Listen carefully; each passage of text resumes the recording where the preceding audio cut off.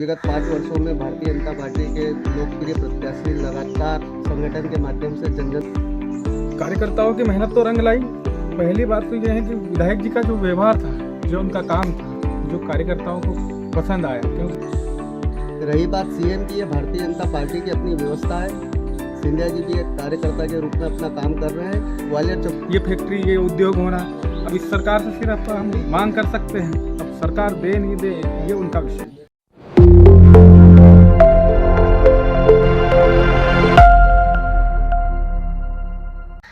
नमस्कार, आप देख रहे हैं सतपुड़ा की आवाज़ और मैं हूं विजय पाटिल।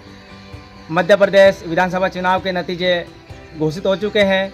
वहीं भगवानपुरा क्रमांक 186 से कांग्रेस उम्मीदवार केदार डावर ने भारी बहुमतों से विजय प्राप्त की है।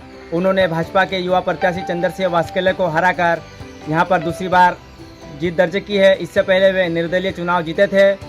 और हमारे साथ इस समय चर्चा के लिए मौजूद है भाजपा के जिला उपाध्यक्ष राहुल गुप्ता। उनसे हम चर्चा करेंगे कि इस बार जो भगवानपुरा में भाजपा की हार हुई है उस पर मतलब मैनेजमेंट फेल हुआ या फिर बूथ मैनेजमेंट कमज़ोर रहा। हम उनसे जानेंगे। राहुल जी गुप्ता, आपका हमारे चैनल में बहुत बहुत स्वागत है। तो आपको बहुत बहुत धन्यवाद। भगवानपुरा चुनाव भाजपा हार चुकी है करीब 12,000 वोटों से। कैसे आप इसे देखते हैं? या कार्यकर्ताओं की नाराज़गी या फिर बूथ मैनेजमेंट फेल हुआ, कैसा आप मानेंगे? कार्यकर्ताओं में कोई नाराजगी नहीं थी, प्रत्याशी बहुत अच्छे थे। कहीं ना कहीं संगठन स्तर से थोड़ा सा मैनेजमेंट में दिक्कत आई है।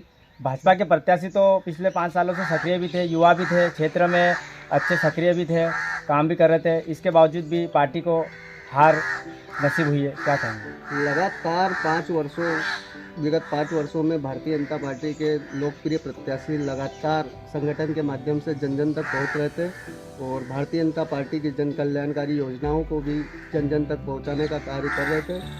किंतु ये हार जो चुनाव मैनेजमेंट था, इस कारण हो सकता है, इसकी समीक्षा की जाएगी। क्या कहेंगे इस बार की ये साफ तौर पे सुनने में यह आ रहा है कि कार्यकर्ताओं की नाराज़गी, जो पुराने कार्यकर्ता थे उनको नज़रअंदाज किया गया और एक तरफ से मतलब बूथ मैनेजमेंट का काम भी पूरी तरह उनका मतलब कमज़ोर रहा। इसी कारण बीजेपी को हार का सामना यहाँ पर करना पड़ा, जबकि बीजेपी के अधिकतर क्षेत्र में कांग्रेस ने सेंध लगाई है।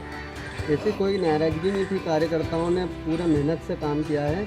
किंतु कहीं ना कहीं चुनाव मैनेजमेंट के कारण हो सकता है जो चुनाव परिणाम हमारे अनुकूल नहीं आए, इसकी समीक्षा की जाएगी। आप ज्योतिरादित्य सिंधिया के कट्टर समर्थक भी माने जाते हैं और इस बार भाजपा की पूर्ण बहुमत से सरकार बनी है। क्या इस बार सीएम सिंधिया जी बन पाएंगे? मैं सिंधिया जी का एक सिपाही हूँ, किंतु भारतीय जनता पार्टी का एक कर्मठ कार्यकर्ता। रही बात सीएम की, ये भारतीय जनता पार्टी की अपनी व्यवस्था है। सिंधिया जी भी एक कार्यकर्ता के रूप में अपना काम कर रहे हैं। ग्वालियर चंबल रीजन में सिंधिया जी के आने से भारतीय जनता पार्टी को प्रचंड बहुमतों से विजय हुई है और जनता का आशीर्वाद श्रीमंत महाराज ज्योतिरादित्य सिंधिया जी के प्रति बना है। क्या जनता उन्हें सीएम के रूप में देखना चाहती है? जनता, ये अपना अपना विश्लेषण है, किंतु भारतीय जनता पार्टी की एक अपनी व्यवस्था है और भारतीय जनता क्योंकि उन्होंने 2023 के इस बार के विधानसभा चुनाव में अच्छा काम संगठन के लिए किया है, क्योंकि उनके क्षेत्र में अधिकतर सीटें भी जीती है, तो कहीं ना कहीं यह फायदा उन्हें सीएम के रूप में मिल सकता है। ये भारतीय जनता पार्टी की अपनी व्यवस्था है। भारतीय जनता पार्टी एक संगठन के पर आधारित पार्टी है, किंतु श्रीमंत महाराज ज्योतिरादित्य सिंधिया जी ने पूर्ण निष्ठा, पूर्ण समर्पण के साथ भारतीय जनता पार्टी के एक एक कार्यकर्ताओं में जोश भरा है, जिसका परिणाम है कि इस बार मध्य प्रदेश में भारतीय जनता पार्टी प्रचंड बहुमतों से विजय हुई है। बहुत बहुत धन्यवाद राहुल गुप्ता जी, आपका हमारे चैनल में।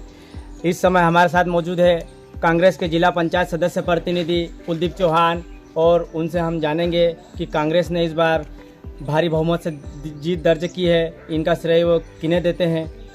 आपका हमारे चैनल में बहुत बहुत स्वागत है कुलदीप जी। सबसे पहले तो आपको धन्यवाद कि आपके चैनल पे हमें बुलाया गया। कार्यकर्ताओं में बड़ी खुशी का माहौल इस समय क्षेत्र में देखने को मिल रहा है और कांग्रेस से केदार डावर जीत चुके हैं। उन्होंने चंद्रसिंह वास्केले को करीब 12,000 से अधिक वोटों से हराया है। कार्यकर्ताओं की मेहनत तो रंग लाई।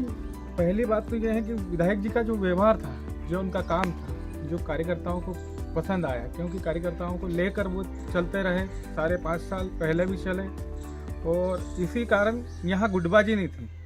जो हम इतनी लीड लाए 12,000 से अधिक, और कार्यकर्ताओं को इसका श्रेय जाता है, और विधायक जी को भी जाता है, और क्षेत्र की जनता को जाता है। यही कारण रहा कि इतनी बड़ी जीत मिली, वरना गुटबाजी होती तो हम भाजपा से कहीं ना कहीं हार जाते। लेकिन हमारा कार्यकर्ता सारा एक था, और इसका श्रेय, एक होने का श्रेय हमारे पार्टी के कार्यकर्ताओं को जाता है, पदाधिकारियों को जाता है, जो कि कार्यकर्ताओं को एक रखा। सारा समय कार्यकर्ता मेहनत किए और हम जीते। क्षेत्र के प्रमुख मुद्दे क्या रहेंगे जिन्हें दूर करने की कोशिश करेंगे? क्षेत्र में कॉलेज, अस्पताल, इन चीज़ों को। पलायन भी बहुत बड़ा मुद्दा है, शिक्षा, स्वास्थ्य भी, क्योंकि आदिवासी क्षेत्र होने से यहाँ पर पलायन, शिक्षा, स्वास्थ्य और रोजगार का भी अभाव है। इसके लिए हम सरकार से मांग करेंगे रोजगार की। अब तो हमारी सरकार तो है नहीं कि हम खुद जाकर वहाँ बोले कि नहीं हमको ये हमारे क्षेत्र में ये होना, ये फैक्ट्री, ये उद्योग होना। अब इस सरकार से सिर्फ हम मांग कर सकते हैं, अब सरकार दे नहीं दे ये उनका विषय है। पिछले बार के निर्दलीय चुनाव में भी केदार डावर ने जीत दर्ज की थी। उस समय उनका जो 5 साल का कार्यकाल रहा अब तक का, और इस बार भी कांग्रेस से वो जीते हैं। तो 5 साल में उन्होंने मुद्दे जरूर उठाए थे क्षेत्र के, लेकिन वो मुद्दों वो कितना पूरा कर सके हैं जनता के लिए? जो बड़े मुद्दे थे उनको उन्होंने पूरा किया, जैसे कि महाविद्यालय, कॉलेज, शिरवेल में हॉस्पिटल, बिस्टान में ग्रिड, ऐसे बड़े बड़े जो मुद्दे थे क्षेत्र के, जो समस्या थी, उनको उन्होंने पूरा किया, विपक्ष में रहते हुए भी पूरा किया। लेकिन अभी वर्तमान स्थिति में पलायन और शिक्षा, स्वास्थ्य ये बहुत बड़ा मुद्दा है। ये इसे आपकी विधायक कितना पूरा करता है? तो विधायक जी तो मांग रखेंगे और क्षेत्र के लिए लगातार प्रयास करते रहेंगे कि मेरे क्षेत्र में सारी चीज़ें पूर्ण हों। लेकिन अब मिले नहीं मिले ये सरकार का विषय है, सरकार उनको दे नहीं दे। विपक्ष में तो विपक्ष ही होता है, पक्ष तो पक्ष होता है। ये थे हमारे साथ जिला पंचायत सदस्य प्रतिनिधि कुलदीप चौहान, जिन्होंने बताया कि इस बार कांग्रेस के विधायक केदार डावर जीते हैं और क्षेत्र में अच्छा विकास भी होगा। जो पिछले 5 साल में जो उन्होंने प्रयास किया था उससे ज़्यादा इस बार प्रयास करेंगे, क्योंकि जनता ने उन्हें चुना है इस बार। और भाजपा के युवा प्रत्याशी चंद्रशेखर वास्केले को करीब 12,000 वोटों से हराकर केदार डावर ने दूसरी बार जीत दर्ज की है। और क्षेत्र के जो मुद्दे हैं, पलायन, शिक्षा, स्वास्थ्य और भी ऐसे मुद्दे हैं रोजगार के हैं, उन्हें विधायक केदार डावर कितना पूरा कर पाएंगे और जनता के बीच में अपनी जो छवि साफ सुथरी और भी आगे वो अच्छी करने की कोशिश करेंगे। ऐसी राजनीति की तमाम खबरें देखने के लिए हमारे चैनल के साथ जुड़े रहिए।